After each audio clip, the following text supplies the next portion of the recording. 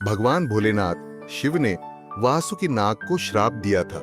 इसकी कहानी शिव पुराण और अन्य ग्रंथों में विस्तार से मिलती है। यहाँ इसका पूरा विवरण प्रस्तुत है।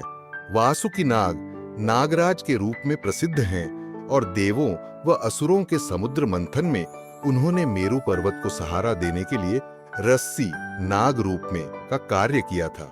वासुकी शिव के अनन्य भक्त भी माने जाते हैं। कहा जाता है कि वासुकी ने अपने कठिन तप से भगवान शिव को प्रसन्न किया और शिव ने उन्हें वरदान दिया कि वे शिव के गले में सदा के लिए शोभायमान रहेंगे। वासुकी नाग के श्राप की कहानी का संबंध उनके अहंकार से जुड़ा हुआ है।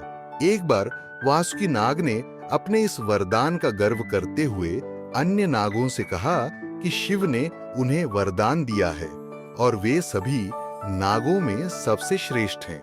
उनके इस अहंकार से अन्य नागों को अपमानित महसूस हुआ। वासुकी का अहंकार धीरे धीरे बढ़ने लगा और उन्होंने इसे दिखाने के लिए शिवजी के गले पर कसने की कोशिश की ताकि वे अपनी शक्ति और महत्व को प्रदर्शित कर सकें। यह देखकर भगवान शिव को यह अहंकार सहन नहीं हुआ। उन्होंने तुरंत वासुकी को श्राप दिया। श्राप, तुम्हारे इस अहंकार के कारण तुम्हारे कुल को कलयुग में अपमान और विनाश झेलना पड़ेगा।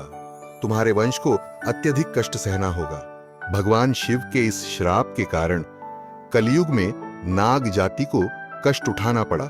इस श्राप का सबसे बड़ा उदाहरण जन्मेजय का सर्प यज्ञ है, जिसमें वासुकी नाग के वंशजों को भारी क्षति हुई। हालांकि अंत में आस्तिक मुनि ने नागों की रक्षा के लिए सर्प यज्ञ को रोक दिया और वासुकी के कुल का विनाश टल गया। यह कथा यह सिखाती है कि अहंकार का परिणाम हमेशा विनाशकारी होता है। भगवान शिव, जो दयालु और करुणामय हैं, भी अहंकार को सहन नहीं करते।